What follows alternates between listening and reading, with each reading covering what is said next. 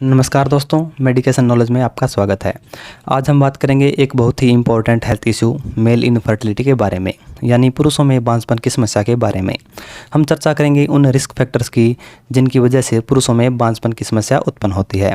इसमें सबसे पहला रिस्क फैक्टर है लो स्पर्म काउंट या लो टेस्टोस्टेरोन, यानी टेस्टोस्टेरोन का लेवल कम हो जाना।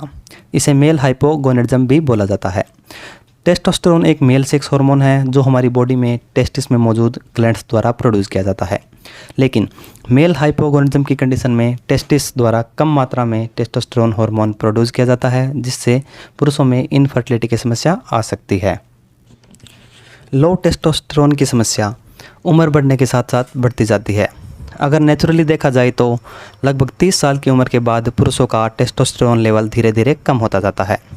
इसके अलावा भी लो टेस्टोस्टेरोन के कई कारण हो सकते हैं, जैसे टेस्टिस की कोई इंजरी या इन्फेक्शन हो जाना, कैंसर ट्रीटमेंट, स्टेरॉयड मेडिसिन का यूज, ज़्यादा मात्रा में शराब का सेवन करने से, HIV एड्स जैसी डिजीज़, मोटापा या वेट लॉस होने से और डायबिटीज़ आदि से भी लो टेस्टोस्टेरोन की समस्या आ सकती है, जो मेल इनफर्टिलिटी का कारण बन सकती है। अगला रिस्क फैक्टर है misuse of anabolic steroids. Anabolic steroids जो है वे मेल सेक्स हार्मोन टेस्टोस्टेरोन का ही सिंथेटिक वेरिएंट है। डॉक्टर्स द्वारा इसका यूज हार्मोन डेफिशिएंसी की कंडीशन में, जैसे डिलेड प्यूबर्टी या कैंसर एड्स जैसी बीमारियों में किया जाता है। लेकिन कुछ एथलीट्स, खिलाड़ी और बॉडी बिल्डर्स इन स्टेरॉइड्स का मिसयूज करते हैं मसल बिल्डिंग के लिए, वे अपनी फिजिकल अपीयरेंस को इम्प्रूव करने के लिए। एनाबॉलिक स्टेरॉइड्स को ओरली भी लिया जाता है और मसल्स में इसके इंजेक्शन भी लगाए जाते हैं। जो लोग इसका मिसयूज करते हैं वो इसकी 10 से 100 गुना ज़्यादा डोज का प्रयोग करते हैं, जिससे बॉडी की टॉलरेंस बढ़ जाती है, जिसकी वजह से बॉडी पर इसका साइड इफ़ेक्ट पड़ता है और हमारी बॉडी खुद का टेस्टोस्टेरोन हार्मोन बनाना बंद कर देती है, जिसकी वजह से पुरुषों में बांझपन की समस्या पैदा हो सकती है। अगला रिस्क फैक्टर है एनलार्ज्ड वेन्स इन स्क्रोटम। स्क्रोटम अंडकोश की थैली को बोला जाता है।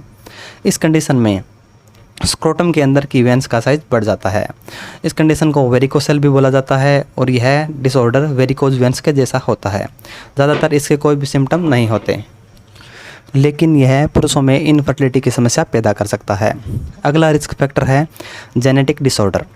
इसका एग्जाम्पल है सिस्टिक फाइब्रोसिस।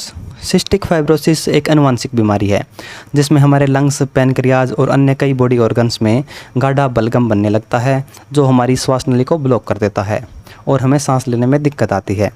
अगर हम पुरुषों में बांझपन की बात करें तो सिस्टिक फाइब्रोसिस की कंडीशन में पुरुष के शुक्राणु को बाहर लेकर आने वाली नली, जिसको वास डिफरेंस बोलते हैं, उसमें ब्लॉकेज हो जाती है, यानी म्यूकस जमा हो जाता है, जिससे पुरुषों में बांझपन की समस्या आ सकती है। अगला रिस्क फैक्टर है अनडिसेंडेड टेस्टिकल्स।